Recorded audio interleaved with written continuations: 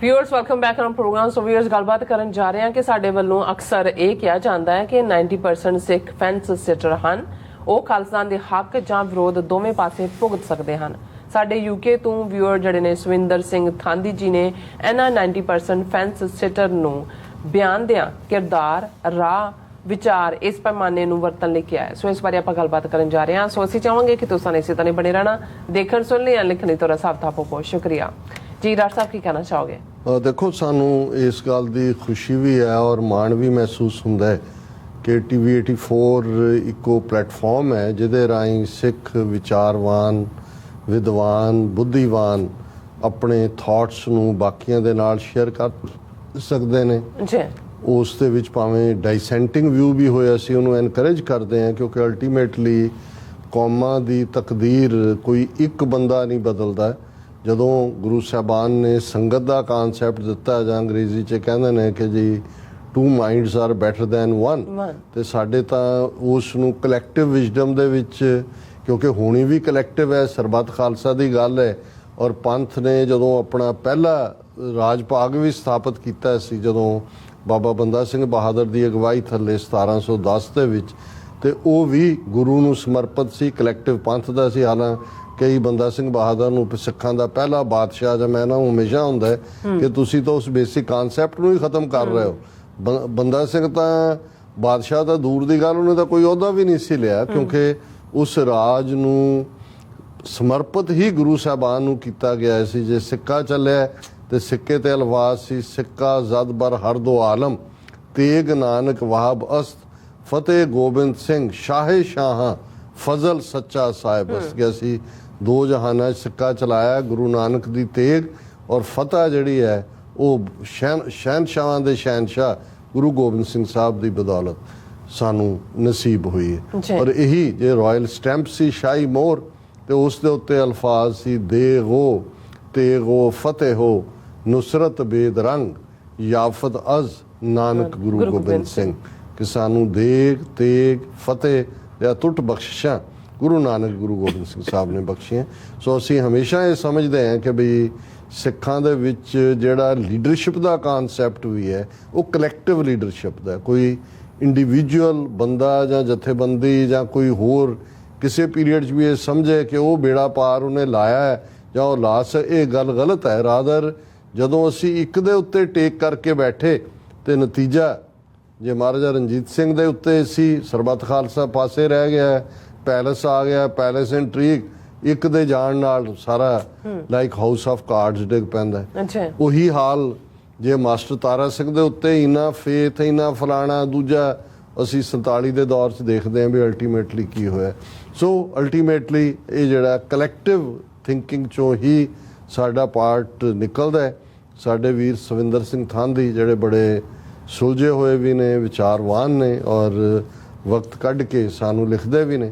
ਔਰ ਅਸੀਂ ਜਦੋਂ ਪਿਛਲੇ ਦਿਨਾਂ 'ਚ ਗੱਲ ਕੀਤੀ ਸੀ ਕਿ 5% ਕਿਸੇ ਵੀ ਦੌਰ ਦੇ ਵਿੱਚ ਐਕਟਿਵਿਸਟ ਹੁੰਦੇ ਨੇ, ਅੱਜ ਦੇ ਕੰਟੈਕਸਟ ਵੀ ਖਾਲਿਸਤਾਨ ਦੇ 5% ਰਜਿਸਟਰਡ ਬੇਈਮਾਨ ਨੇ ਜਿਨ੍ਹਾਂ ਨੇ ਜਦੋਂ ਗੁਰੂ ਸਾਹਿਬਾਨ ਸਰੀਰਕ ਜਾਮਿਆਂ 'ਚ ਸਨ ਉਹਨਾਂ ਦਾ ਉਹੀ ਰੋਲ ਸੀ। 90% ਜਿਹੜੇ ਨੇ ਉਹ ਵਾਰਡ ਦੇ ਉੱਤੇ ਬੈਠੇ ਹੁੰਦੇ ਫੈਂਸਟਰ, ਉਹ ਵਿੱਚ ਵੀ ਡਿੱਗ ਸਕਦੇ ਨੇ, ਖੇਤ ਦੇ ਬਾਹਰ ਵੀ ਡਿੱਗ ਸਕਦੇ ਨੇ। ਉਹ ਰਜਿਸਟਰਡ ਬੇਈਮਾਨਾਂ ਦੇ ਵੀ ਢਹਿ ਚੜ੍ਹ ਜਾਂਦੇ ਨੇ ਔਰ ਐਕਟਿਵਿਸਟ ਦੇ ਨਾਲ ਵੀ ਖਲੋ ਜਾਂਦੇ ਨੇ।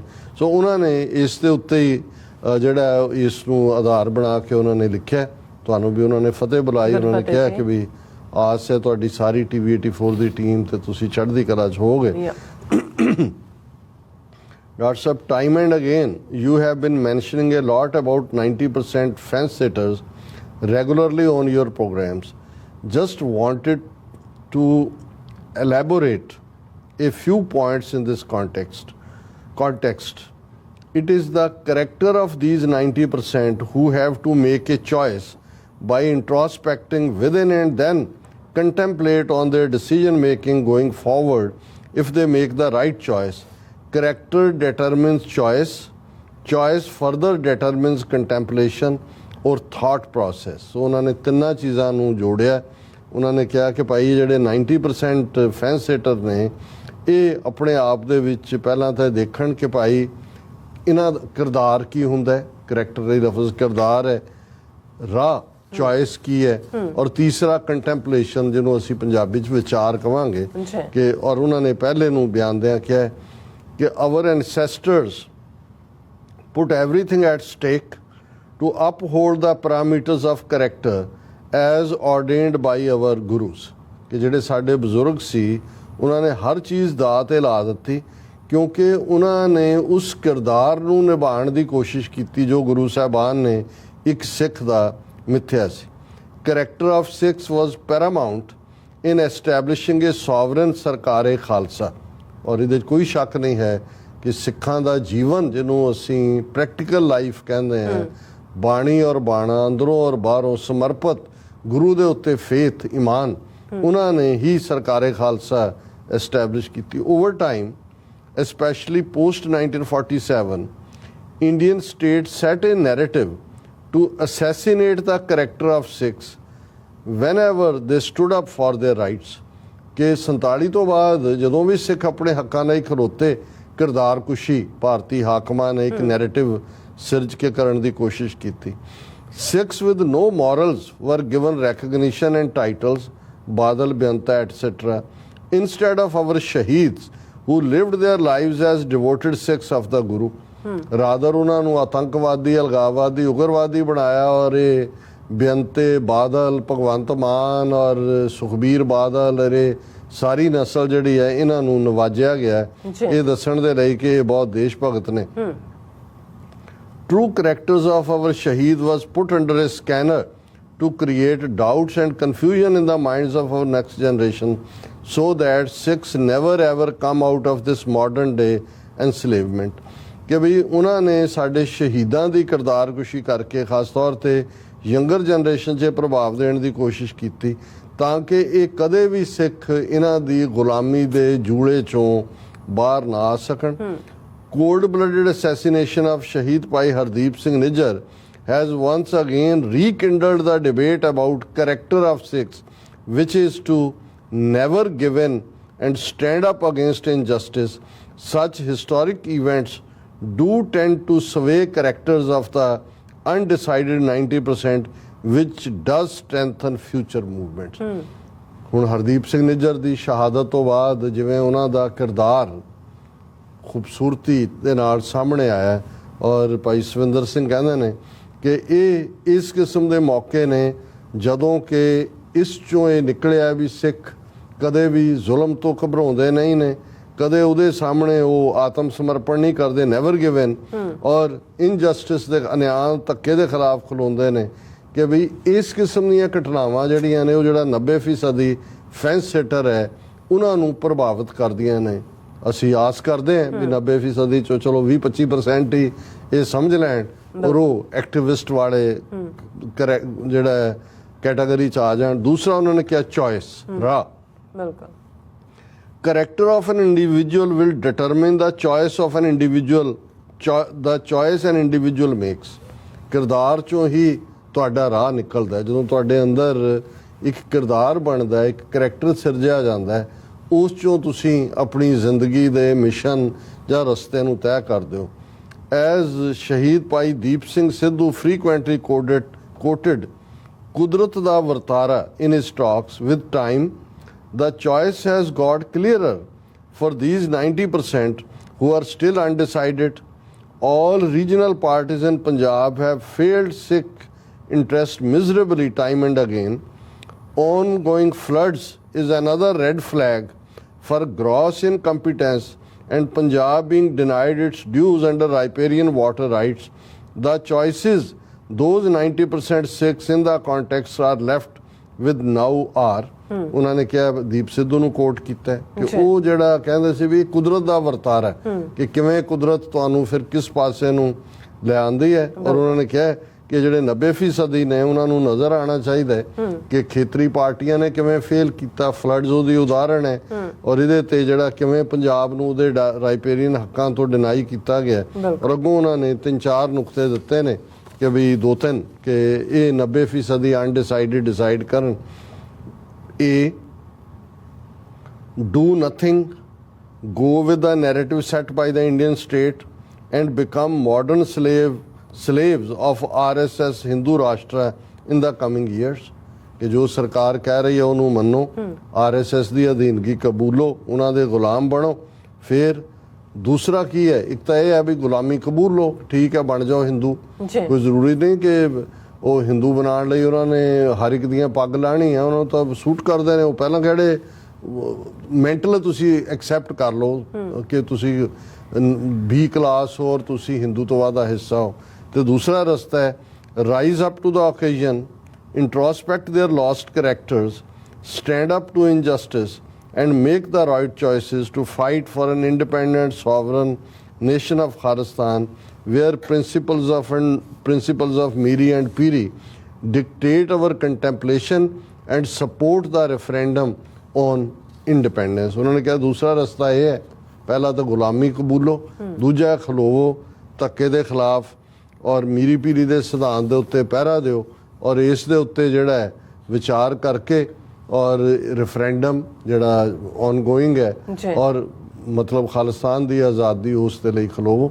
तीसरा उन्होंने क्या कंटेंपलेशन विचार, contemplation only comes with sovereign thinking. जे तुहाडी सोच आज़ाद है उदों ही तुसी गंभीर विचार वाल अपने ਜਿਹੜੀ ਹੈ ਸੋਚ ਨੂੰ ਮੋੜ ਸਕਦੇ ਹੋ। ਬਿਲਕੁਲ ਐਨਸਲੇਵਡ ਮਾਈਂਡਸੈਟ ਨੈਵਰ ਲੀਡਸ ਟੁਵਰਡਸ ਕੰਟੈਂਪਲੇਸ਼ਨ। ਜਿਹਨੇ ਮਾਨਸਿਕ ਜਾਂ ਜ਼ਿਹਨੀ ਗੁਲਾਮੀ ਕਬੂਲੀ ਹੋਈ ਹੈ ਉਹ ਤਾਂ ਸੁਤੰਤਰ ਵਿਚਾਰ ਕਰ ਹੀ ਨਹੀਂ ਸਕਦਾ ਹੈ। We Sikhs as a community and religion need to look into lobbying our interest at the highest level in world's geopolitics. ਕਿ ਜੋ ਤਬਦੀਲ ਹੋ ਰਹੀ ਜੀਓਪੋਲਿਟਿਕਸ ਹੈ ਉਹਦੇ 'ਚ ਅਸੀਂ ਐਜ਼ ਏ ਪੀਪਲ ਦੁਨੀਆ ਭਰ ਦੇ ਵਿੱਚ ਆਪਣੀ ਲੌਬੀ ਕਰੀਏ। Lobbying and activism needs to become the fulcrum of our democratic movement now. ਕਿ ਜੇ ਉਸ ਦਾ ਕੋਈ ਆਧਾਰ ਬਣਨਾ ਹੈ, ਜੇ ਇਸ ਦੇ ਉੱਤੇ ਜਿਹੜਾ ਤੁਸੀਂ ਕੋਈ ਕਿੱਲਾ ਕੱਢਣਾ ਹੈ ਕਿਸੇ ਪਾਸੇ, ਤੇ ਉਹ ਇਹੀ ਹੈ ਕਿ ਭਾਈ ਤੁਸੀਂ ਲੌਬਿੰਗ ਔਰ ਐਕਟਿਵਿਜ਼ਮ ਕਰਨਾ ਹੈ ਡੈਮੋਕ੍ਰੇਸੀ ਦੇ ਆਧਾਰ ਦੇ ਉੱਤੇ। Democratic all Sikh organisations need to look into hiring lobbying firms to raise their cases at the highest levels globally and support bodies like SFJ who have stood up to the draconian Indian state and its one-sided propaganda। ਉਹਨਾਂ ਦਾ ਇਹ ਕਹਿਣਾ ਹੈ ਕਿ ਵੀ ਇਹ ਸਿੱਖ ਜਥੇਬੰਦੀਆਂ ਨੂੰ lobbying firms hire ਕਰਨੀਆਂ ਚਾਹੀਦੀਆਂ। ਇੱਥੇ ਕੁਝ ਯਤਨ ਕਰ ਰਹੇ ਨੇ ਆਪਣੇ ਤੌਰ ਦੇ ਉੱਤੇ। ਹਾਲਾਂਕਿ ਮੈਨੂੰ ਲੱਗਦਾ ਵੀ ਜਿਹੜੇ ਲੋਕ ਆਲਰੇਡੀ ਕੰਮ ਕਰ ਰਹੇ ਨੇ ਜੇ ਉਹਨਾਂ ਦੇ ਨਾਲ ਕੋਲੈਬੋਰੇਟ ਕਰਕੇ ਹੋਏ ਤਾਂ ਬਿਹਤਰ ਹੈ। ਲੇਕਿਨ ਸਾਨੂੰ ਪਤਾ ਹੈ ਵੀ 2-3 ਇਸ ਕਿਸਮ ਦੇ ਅਟੈਂਪਟ ਚੱਲ ਰਹੇ ਨੇ, ਉਹਦੇ ਲਈ ਪੈਸੇ ਵੀ ਇਕੱਠੇ ਕੀਤੇ ਜਾ ਰਹੇ ਨੇ। ਫਿਰ ਉਹਨਾਂ ਨੇ ਇਹ ਕਿਹਾ ਕਿ ਵੀ SFJ ਸਿੱਖਸ ਫਾਰ ਜਸਟਿਸ ਵਰਗੀਆਂ ਜਥੇਬੰਦੀਆਂ ਨੂੰ ਸਪੋਰਟ ਕਰਨ ਦੀ ਲੋੜ ਹੈ ਜਿਹੜੀ ਕਿ ਜ਼ਾਲਮ ਇੰਡੀਅਨ ਸਟੇਟ ਦੇ ਖਿਲਾਫ ਖੜੀ ਨੇ ਔਰ ਉਹਨਾਂ ਦਾ ਜਿਹੜਾ ਸਟੇਟ ਦਾ ਵਨ ਸਾਈਡਡ ਪ੍ਰੋਪੇਗੈਂਡਾ ਉਹਨੂੰ ਚੈਲੰਜ ਕਰ ਰਹੇ ਨੇ। If finances are a problem, Sangat should be asked to put in their fair share financially to lobby Sikh interests amongst Western democracies. Some key points of discussion. उन्होंने कहा कि भी जे financial problem है वो तो भाई सविंदर सिंह जी है ही है और मैंने नहीं पता भी ये ठीक है भी आइडियली ये ठीक लगता है पर अजे भी जिन्हों के कोल रिसोर्स ने उन्होंने प्रायोरिटी ने इनकलूडिंग साड़ियाँ गुरुद्वारा मैनेजमेंट ये इंडिविजुअल कि जिन्हों गुरु ने दिता वो ये कहे जी ठीक है मैं करदा है ਜਾਂ कोई ग्रुप बन जाए पर यह पार्ट है ਜਿਹੜਾ ਸਾਡਾ ਸਭ ਤੋਂ ਵੀਕ ਹੈ। और उन्होंने कहा भी ਜਿਹੜੇ डिस्कशन ਦੇ पॉइंट हो सकते हैं riparian water rights being denied to Punjab. पहला नुकता कि भाई पंजाब की इक्को एक दौलत दरियाई पानियां तो सानू महरूम किया जा रहा है। plight of political prisoners in a country that professes itself as mother of democracy। ਬੰਦੀ ਸਿੰਘਾਂ ਦੀ ਰਿਹਾਈ ਉਸ ਤੋਂ ਜਿਹੜੇ ਆਪਣੇ ਆਪ ਨੂੰ ਲੋਕਤੰਤਰ ਦੀ ਮਾਂ ਕਹਿੰਦੇ ਨੇ। Need to have an independent sovereign Khalistan free of India's interference ਜ਼ਾਹਰ ਹੈ ਇਹ ਅਲਟੀਮੇਟ ਗੋਲ ਹੈ, ਲੜਾਈ ਇਸ ਲਈ ਹੈ। Dangerous to Sikhism as a religion under a terrorist RSS regime. ਉਹ ਤਾਂ ਕਨਸਟੀਟਿਊਸ਼ਨ ਤੋਂ ਹੀ ਸ਼ੁਰੂ ਹੋ ਗਿਆ ਜਦੋਂ ਸਾਨੂੰ ਅੱਡ ਧਰਮ ਦਾ ਹੀ ਜਿਹੜਾ ਉਹ ਰੁਤਬਾ ਨਹੀਂ ਹੈ। ਔਰ ਪੰਜਵਾਂ how Indian media is propagating continuous hatred towards 2% Sikhs in a majority Hindu nation. ਇਹ ਸੋਲਿਡ ਆਧਾਰ ਹੈ ਔਰ ਇਸੇ ਆਧਾਰ ਦੇ ਉੱਤੇ ਕੱਲ੍ਹ ਜਦੋਂ ਅਸੀਂ ਐਕਸ ਕਾਂਗਰਸਮੈਨ ਫਰੈਂਕ ਦੀ ਗੱਲ ਕੀਤੀ ਕਿ ਵੀ ਉਹਨਾਂ ਨੇ ਕਿਵੇਂ ਇਸ ਨੂੰ ਕਿਹਾ ਕਿ ਭਾਈ ਇੱਥੇ ਤੁਸੀਂ ਖਬਰਦਾਰ ਕੋਈ ਵਾਇਲੈਂਸ ਕੀਤੀ। ਔਰ ਕਨਕਲੂਜਨ 'ਚ ਵੀਰ ਸਵਿੰਦਰ ਸਿੰਘ ਹੋਰਾਂ ਨੇ ਕਿਹਾ it was due to lobbying in western circles that during farmers' protest, Modi and the Indian state could not use force to evacuate protesters from the borders of Delhi। ਇਹਦੇ 'ਚ ਕੋਈ ਸ਼ੱਕ ਨਹੀਂ ਹੈ 5 ਮਿਲੀਅਨ ਸਿੱਖ ਡਾਇਸਪੋਰਾ ਦੀ strength ਨੇ, ਉਹਨਾਂ ਦੀ lobby ਨੇ ਉੱਥੇ ਹਕੂਮਤ ਨੂੰ ਜਿਹੜਾ ਉਹ ਟਿਕਾਣੇ ਰੱਖਿਆ। ਫਿਰ ਅਸੀਂ ਉਹਦੇ 'ਚ ਈਵਨ ਉਹਨਾਂ ਨੇ ਨਿਹੰਗ ਸਿੰਘਾਂ ਦੀ ਕੰਟਰੀਬਿਊਸ਼ਨ ਜਿਨ੍ਹਾਂ ਨੇ ਆਪਣੇ ਤੰਬੂ ਗੱਡ ਕੇ ਉੱਥੇ ਜਿਹੜਾ ਉਹ ਆਪਣਾ ਪੂਰੀ ਡਿਊਟੀ ਨਿਭਾਈ। ਫਿਰ ਉਹਨਾਂ ਨੇ ਜਿਹੜਾ 45 ਮਿਲੀਅਨ ਕੁਰਦ ਦੀ ਗੱਲ ਕੀਤੀ ਕਿ ਬਈ ਉਹਨਾਂ ਨੇ ਵੀ ਐਵੇਂ ਹੀ ਸਟਰਗਲ ਕੀਤੀ ਹੈ, ਭਾਵੇਂ ਉਹ 4 ਮੁਲਕਾਂ 'ਚ ਵੰਡੇ ਹੋਏ ਸੀ। ਅੱਜ ਉਹਨਾਂ ਦੇ ਡਿਪਲੋਮੈਟਿਕ ਮਿਸ਼ਨ ਨੇ 13 ਮੁਲਕਾਂ ਦੇ ਵਿੱਚ, ਔਰ ਆਲਰੇਡੀ ਉਹਨਾਂ ਦੇ ਮੁਲਕ ਨੂੰ ਇੱਕ ਮਾਨਤਾ ਵਾਂਗ ਰੁਤਬਾ ਹਾਸਲ ਹੈ। If Kurd can achieve it why can't we Sikhs. ਬਿਲਕੁਲ ਤੁਸੀਂ ਠੀਕ ਕਿਹਾ, ਬਹੁਤ ਕੁਝ ਬਦਲ ਰਿਹਾ ਹੈ। ਜੀਓ ਪੋਲੀਟਿਕਸ ਦੇ ਇਸ ਬਦਲਦੇ ਅੰਦਾਜ਼ ਦੇ ਵਿੱਚ ਖਾਲਿਸਤਾਨ ਦੀ ਜਿਹੜੀ ਪ੍ਰਾਪਤੀ ਹੈ ਉਹ ਇਹੀ ਨਹੀਂ ਕਿ ਉਹਦੀ ਪੋਸੀਬਿਲਿਟੀ ਹੈ। ਮੈਨੂੰ ਬਹੁਤ ਵਾਰ ਲੱਗਦਾ ਹੁੰਦਾ ਹੈ ਕਿ ਵੀ ਕੁਦਰਤ ਦਾ ਇੱਕ ਆਪਣਾ ਅੰਦਾਜ਼ ਹੈ ਕੰਮ ਕਰਨ ਦਾ, ਜਿਹਨੂੰ ਦੀਪ ਸਿੱਧੂ ਕੁਦਰਤ ਦਾ ਵਰਤਾਰਾ ਕਹਿੰਦੇ ਸੀ। ਇਹ ਵੀ ਆਪਣਾ ਐਂਡ ਮੀਟ ਕਰਨ ਵਾਲੀ ਜਾ ਰਹੇ ਨੇ, ਕਿਉਂਕਿ ਅੱਤ ਦਾ ਤੇ ਰੱਬ ਦਾ ਵੈਰ ਹੁੰਦਾ। ਸੋ ਥਾਂਦੀ ਸਾਹਿਬ ਤੁਹਾਡਾ ਬਹੁਤ ਬਹੁਤ ਸ਼ੁਕਰੀਆ ਜੀ। ਰਾਜ ਸਾਹਿਬ ਸੋ ਇੱਥੇ ਨੇ ਬ੍ਰੇਕ ਵਿਊਅਰਸ ਤੁਸੀਂ ਇਸੇ ਤਰ੍ਹਾਂ ਜੁੜੇ ਰਹਿਣਾ। ਮਿਲਦੇ ਹਾਂ ਛੋਟੇ ਜਿਹੇ ਬ੍ਰੇਕ ਤੋਂ ਬਾਅਦ।